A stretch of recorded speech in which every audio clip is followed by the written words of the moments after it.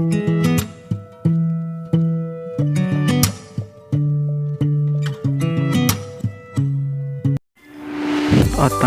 daerah.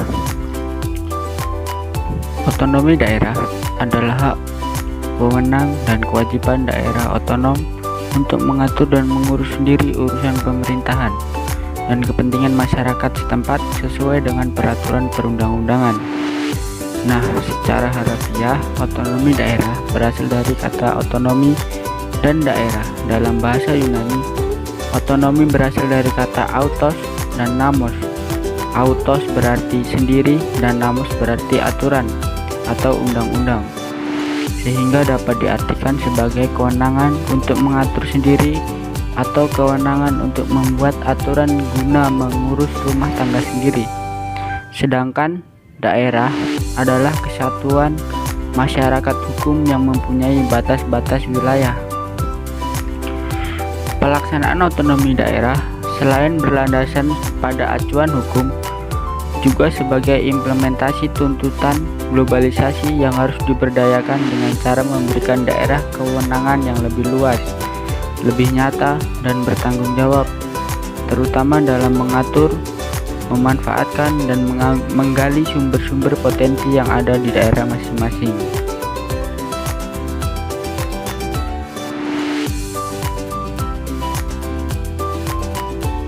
Membahas tentang definisi otonomi daerah, asas dan prinsip pemerintahan daerah, serta tujuan otonomi daerah. Berdasarkan Undang-Undang Dasar Nomor 32 Tahun 2004, definisi otonomi daerah atau desentralisasi adalah penyerahan wewenang pemerintah oleh pemerintah pusat kepada daerah otonom. Lalu, 3 asas dan prinsip pemerintahan daerah. Yang pertama, menggunakan asas desentralisasi, dekonsentralisasi, dan tugas pembantuan. Yang kedua, penyelenggaraan asas desentralisasi secara utuh dan bulat yang dilaksanakan di daerah kabupaten dan kota. Yang ketiga, asas tugas pembantuan yang dapat dilaksanakan di daerah provinsi, kabupaten, kota, dan desa. Nah, sekarang tujuan otonomi daerah itu ada 7. Yang pertama, distribusi regional yang merata dan adil. Yang kedua, peningkatan terhadap pelayanan masyarakat yang semakin baik. Yang ketiga, adanya sebuah keadilan secara rasional. Yang keempat, adanya pengembangan dalam kehidupan demokratis.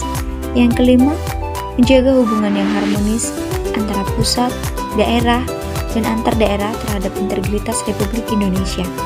Yang keenam, mendorong pemberdayaan masyarakat. Nah, yang terakhir, yang ketujuh, menumbuhkan prakarsa dan kreativitas, meningkatkan peran serta masyarakat dari pengembangan peran dan fungsi DPRD. Selanjutnya akan membahas tentang contoh otonomi daerah. Yang pertama yaitu aturan kebijakan daerah. Otonomi daerah mempunyai suatu kebebasan pemerintah dalam membuat kebijakan daerah. Pemerintah daerah tersebut bisa berupa gubernur, bupati, camat, kepala desa, ketua RW, hingga ketua RT. Diperbolehkan membuat kebijakan serta kewenangan dalam ruang lingkup wilayah yang dipimpinnya. Namun, dalam membuat kebijakan tersebut harus memperhatikan nilai dan norma yang berlaku.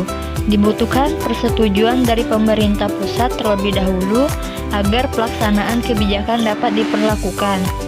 Tentu saja pemerintah daerah akan mengetahui kebutuhan dan permasalahan yang dihadapi di wilayahnya sendiri, sehingga dapat membuat kebijakan yang relevan dengan keadaan. Yang kedua yaitu penentuan UMR. UMR memiliki nilai yang berbeda-beda di setiap daerahnya. Tentu saja ini adalah hasil dari sistem otonomi daerah yang diberlakukan. Pemerintah daerah akan menentukan UMR sesuai dengan kebutuhan dan kondisi yang ada di suatu wilayah.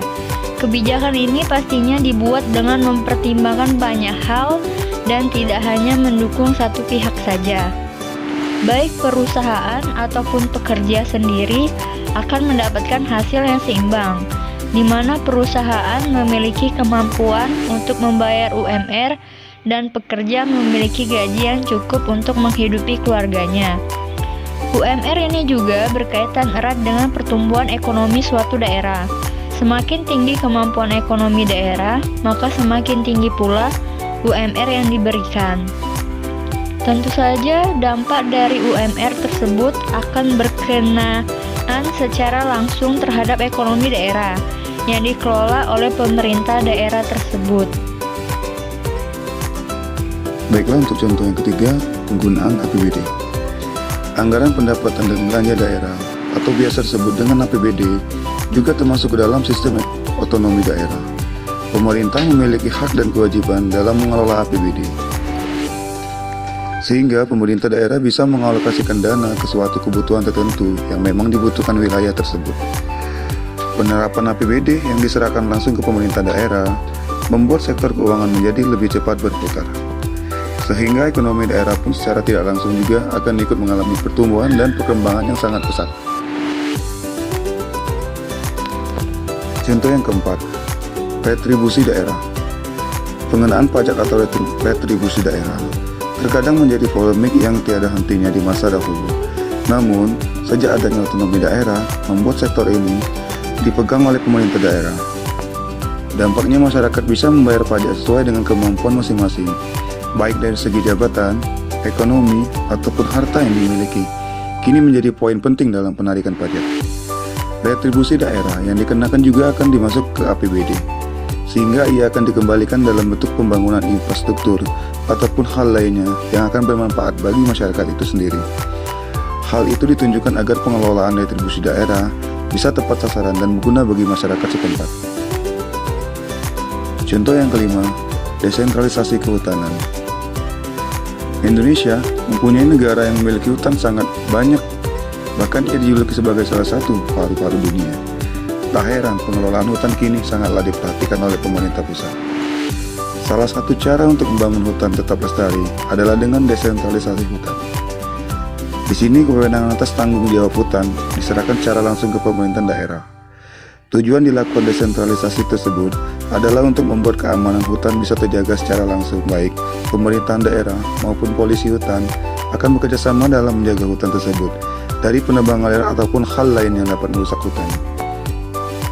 Contoh otonomi daerah di atas menunjukkan bahwa di masa kini, pemerintah memiliki struktur yang sistematis, di mana proses mengatur daerah bisa semakin efektif dan efisien dengan menggunakan otonomi daerah. Baiklah, itulah contoh dari penjelasan kami tentang desentralisasi dan otonomi daerah. Terima kasih. Assalamualaikum warahmatullahi wabarakatuh.